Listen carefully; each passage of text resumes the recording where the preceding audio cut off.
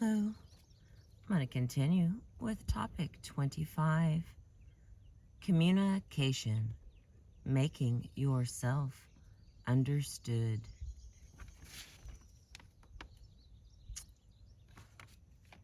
The history of abuse affects the way you communicate with others. You may have learned negative or indirect ways of communicating, or you may have avoided communicating to protect yourself and others. Now, you may find that you have a hard time sharing information about yourself with others, talking about your observations, thoughts, and feelings, and letting others know what you want and need. This can cause difficulties in all areas of your life, including family, relationships, work, and school. Fortunately, positive changes can occur very quickly when you learn ways of communicating that make it easy for others to understand what you are saying. I've got my dogs in here, so that's not the way I drink water. Just saying. Communication styles to avoid. First, consider the following kinds of communication that do not help and will often make the situation worse. You okay, Mooks? All right. In my mobile studio here, I bring my best friends. So, I have my puppy dogs. So, okay, communication styles to avoid. First, consider the following kinds of communication that do not help and will often make the situation much worse. Sarcasm, cutting, or bitter comments that make the other person feel bad. For example, yeah, right, sure you're going to get an A on that paper. The next one, reminding of past experiences. Reminding the other person of bad things he or she has done in the past, rather than addressing what is happening right now. For example, I remember that time when you yelled at her just because she was 5 minutes late. And the next, hurtful labels.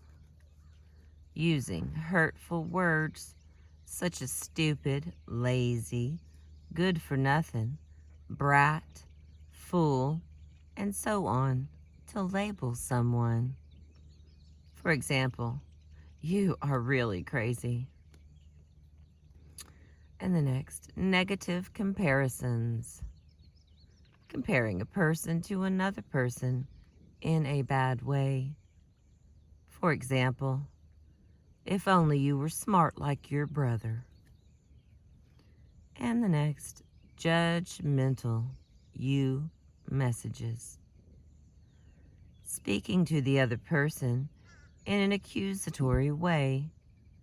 For example, you always mess everything up.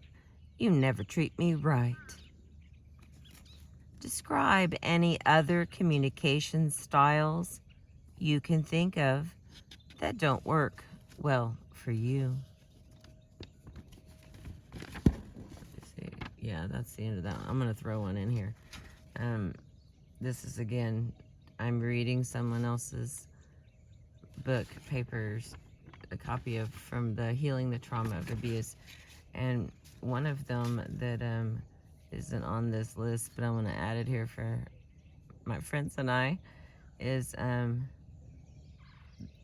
whenever I would write things, I would notice that it was like the final sentence of everything I wrote that like just literally jacked the whole paragraph. So if you have a chance, I know there's a lot of texting and stuff, but in the old days, we wrote out paragraphs or you sent letters and stuff last century. But there's something about the last thing, like when you're with people and you like throw out kind of a comment, it's different because they see your face, they can see the sand in your feet and, like on your feet, so they know what you're up to and that you're just being silly. But for some reason, and a lot of my original years of communication, it was that darn last sentence that always got me. So if you have an opportunity to delete something before you send it, aim for that last sentence of the paragraph, because something goes awry there. And I really, I don't like have that kind of education to know, but the last sentence is where Crystal always goes wrong, because I'm not in person. Okay, we're gonna go on with this because that was just my add-in.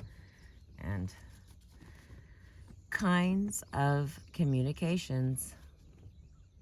Our communications include a mix of observations, thoughts, feelings, and needs. Clear communication styles can be learned and used consistently by understanding the parts of communication and effective communication guidelines. Okay, again, I love this so much. Okay, these are the things that you can share. Like, if you have to, like, make a small list of, like, okay, what is okay to say or what isn't in any given situation. This is public and or not public stuff. So it's observations, thoughts, feelings, and needs. I feel like there's one missing, but whatever. Here we go. First is observations. Telling someone else exactly what you saw, heard, read, or experienced. It is a statement of fact. In clear communication, you will give accurate feedback about your observations. You share something exactly the way it is or was. For example,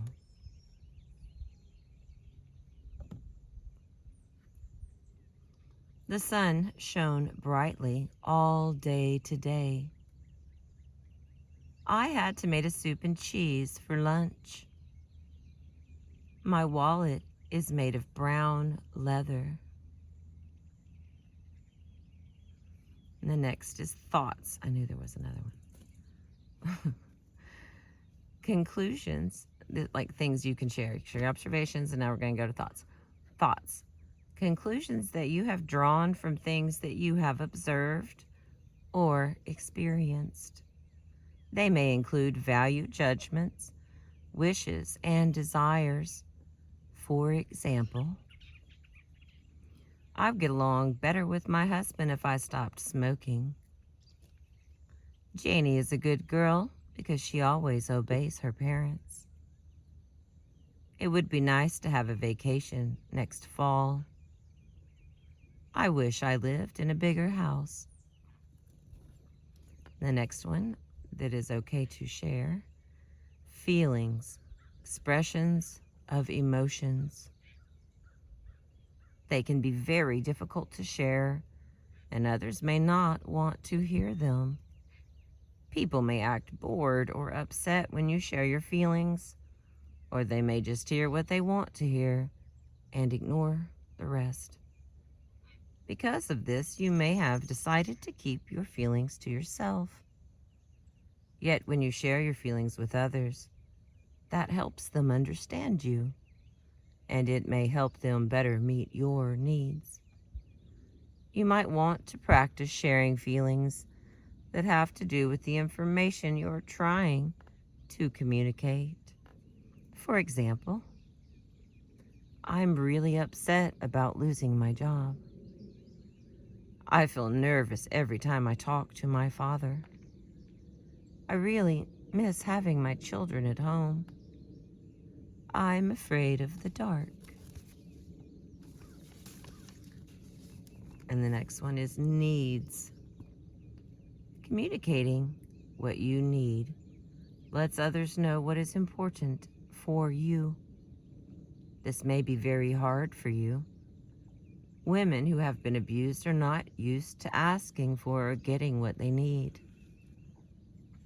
You may feel you are bad to ask for anything you need. When you need something, practice making straightforward requests. For example, I need to have some time by myself. I need to get some extra work done. I need to avoid people who treat me badly.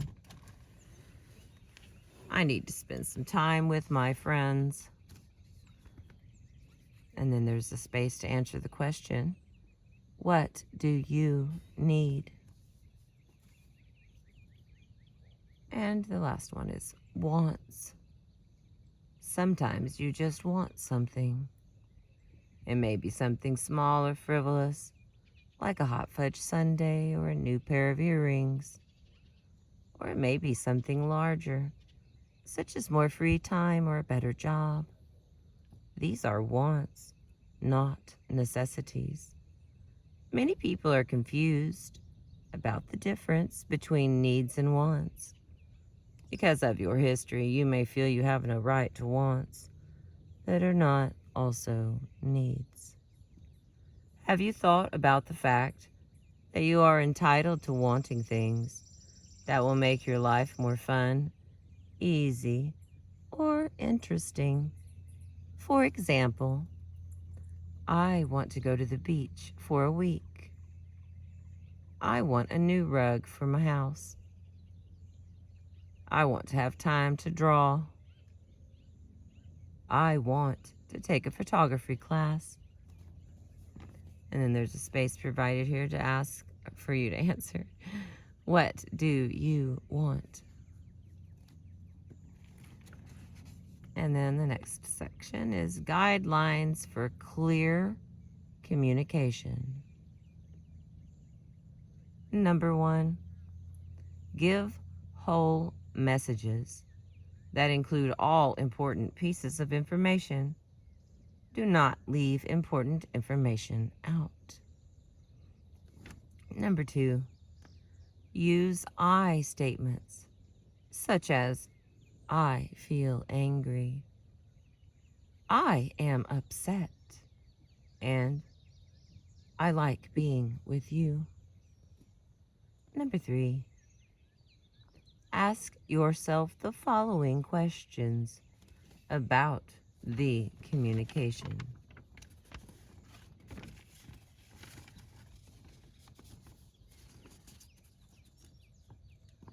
Okay, I'm going to put this up here so that you can have a screenshot because, you know, you're not the only ones who uses screenshots from these. Just turn around, get a little bit of view. 13. Okay, here we go. There we go.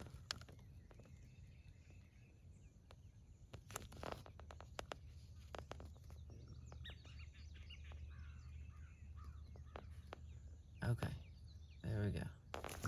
And I'm going to read it to you. Okay. Excuse me.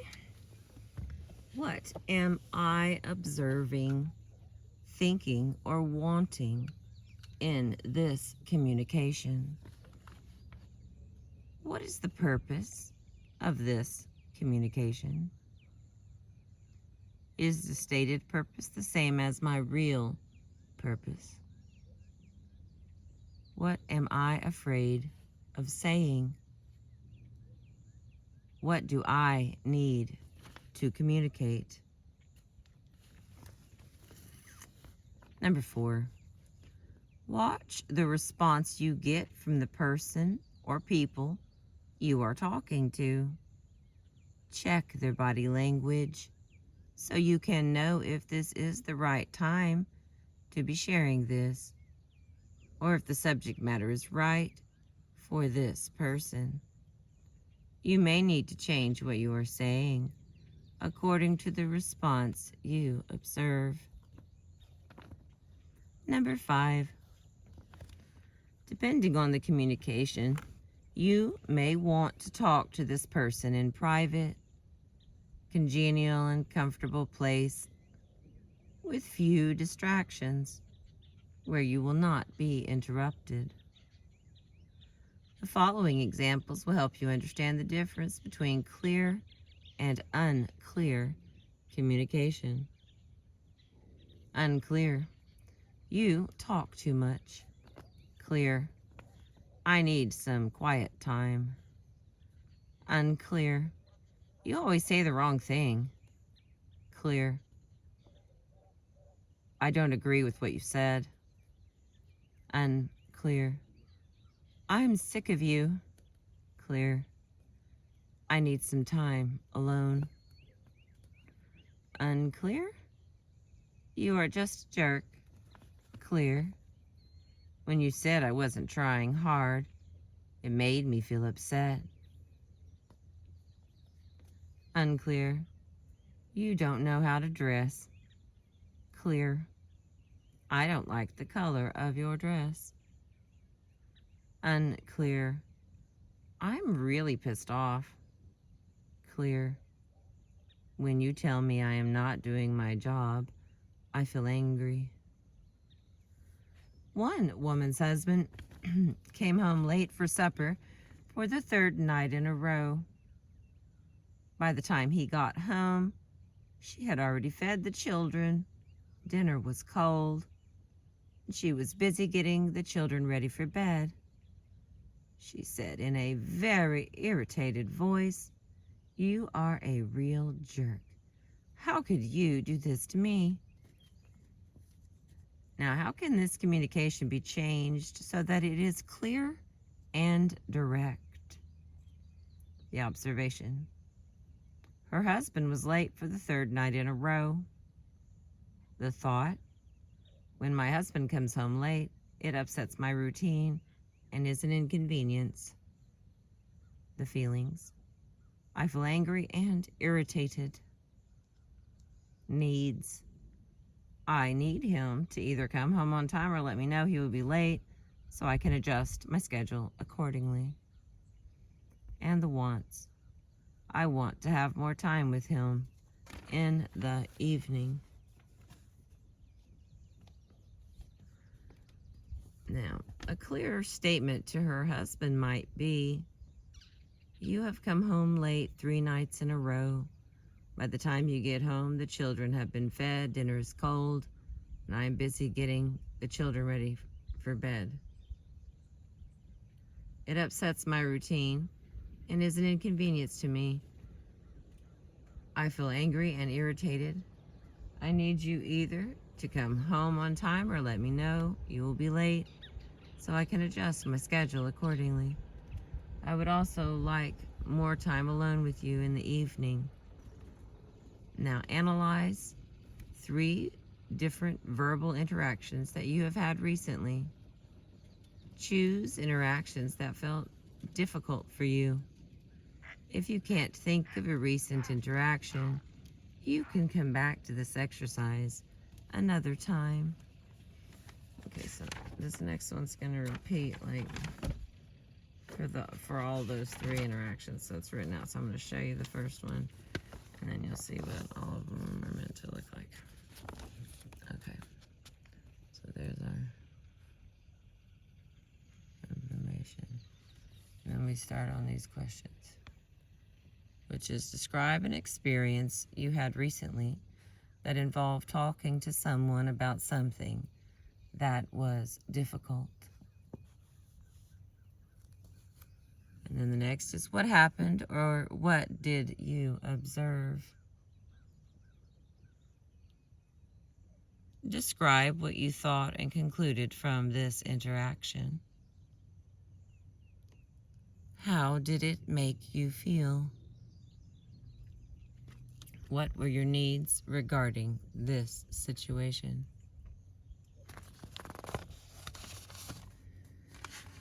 Let's see if there's another one or not.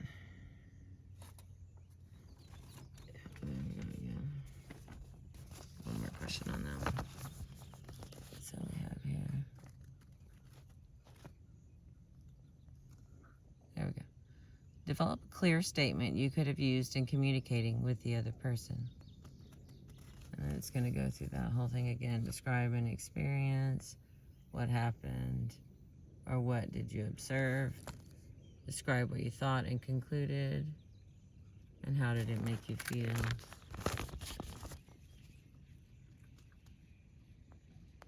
There we go.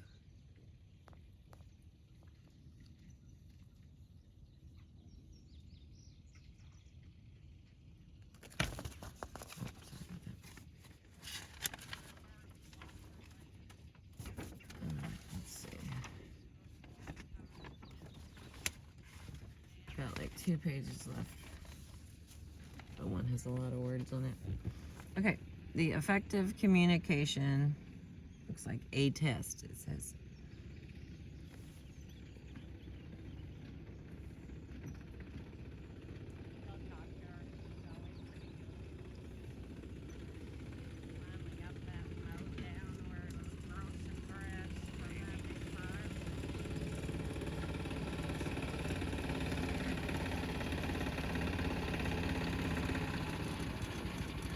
What'd you find this morning to report?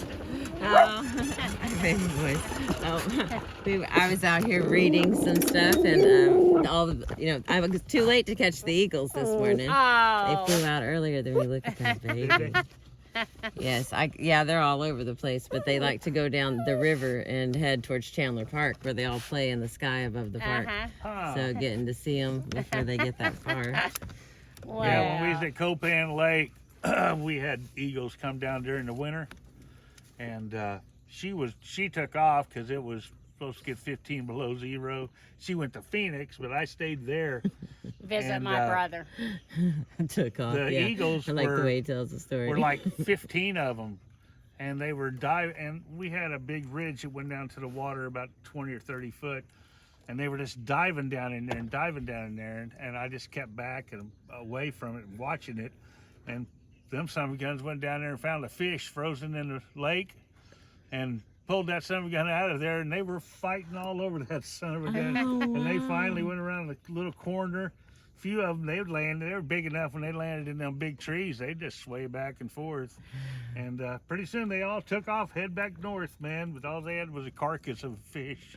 They stripped that thing clean. They do. Even the ones around here. Oh, they, yeah, They clean yeah. them really well. All right. Did you see the truck stuck in the sand over there on the far side? And the water's coming up too. There. I thought that was funny. We're hoping it comes way up. They're ding dongs. I mean, they can't Yeah. read signs. Did you Nobody see the people can there trying to walk. pull it out? No, are they over Yeah. there now? They're there now. I said, that's just stupid, man. I said, why in the world would you even attempt to take that little truck down into And there that? was ruts everywhere. Oh, yesterday, I finally had to just leave the park and go to the casino. I said, I can't deal with it. There's 2 people that's passed out on site 41. Didn't even get their tent up. They're just They laying just on. passed out on top of So it. I called the ranger. I said, you're going to have to come deal with Yeah. this because I don't even know who they are. That's not a campsite and trash everywhere. Of course, I'll have to pick it up later after they. But the ranger, are they breathing? I don't know if they're breathing or not. I'm not going to get that We close. thought it was just a Thank guy, you. and we pulled around to go I'm look at just him. here It was to a guy pick and a up girl. trash. Yeah. All right, have a good day. You too. See you Bye. later. It's good to see you. See you later, Rover. Enjoy.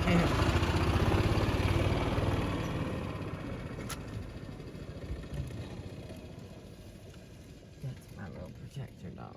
He's a good boy.